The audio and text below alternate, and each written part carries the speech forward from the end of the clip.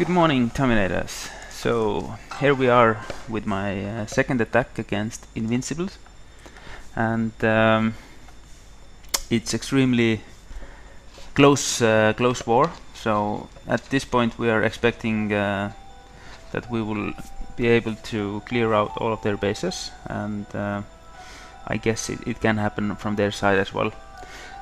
So now this is number 2, and pretty straightforward base.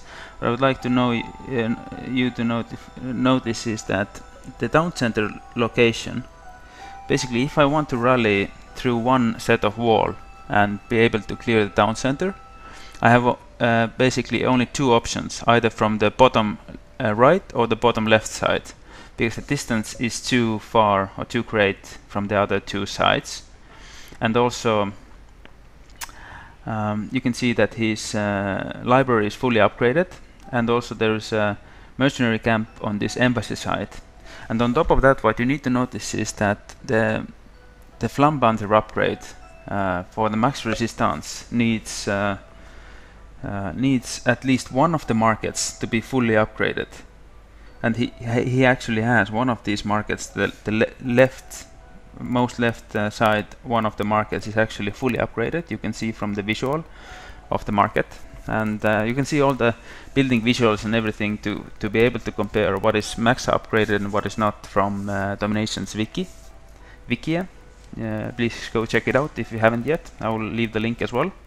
So my approach will be from the bottom left side. Important to know that there is a factor here, so that will spawn heavy tank as soon as it's cleared out.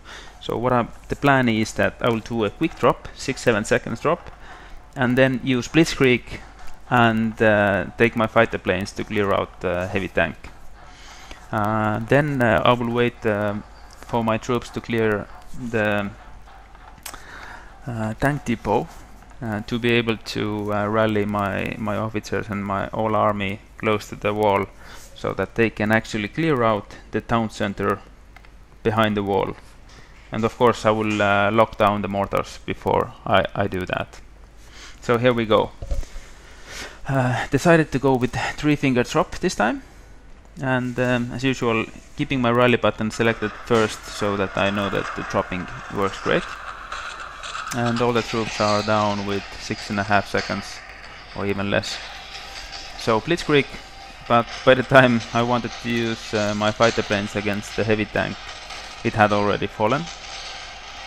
So instead took out the anti-air defenses there.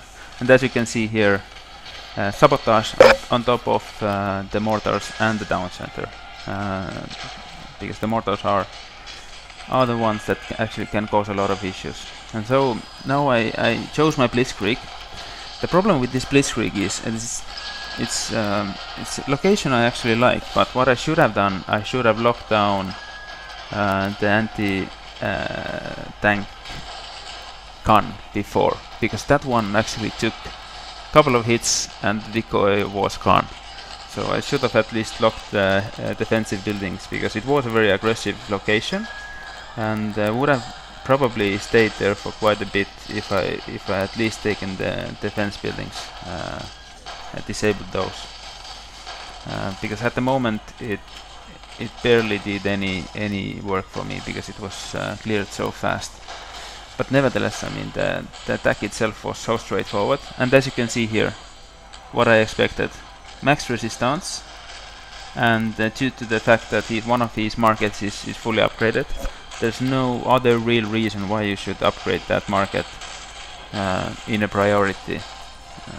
So obviously he has actually then upgraded the max resistance as well, or at least is on his way upgrading it. So what you don't want to do is drop all of your ranged infantry and Howitzers next to the mercenary camp when the resistance is maxed out, because the Flambanzer can actually clear your whole Howitzer and ranged infantry army within a matter of seconds.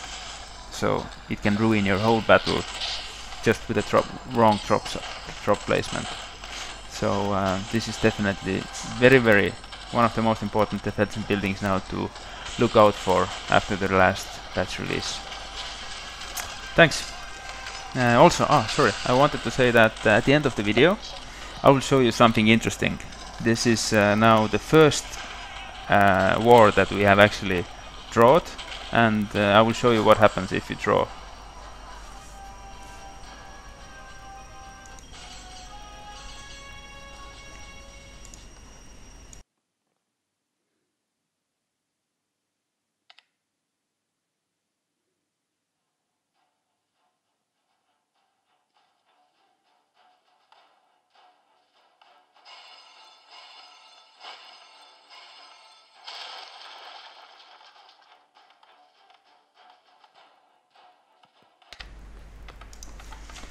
So guys, this is how the war actually ended.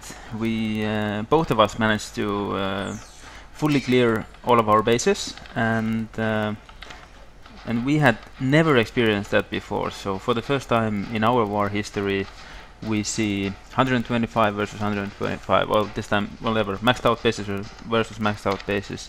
So it's actually, it doesn't decide who was the victor. Then it actually gives stalemate, and none of the alliances actually get any glory points, unfortunately.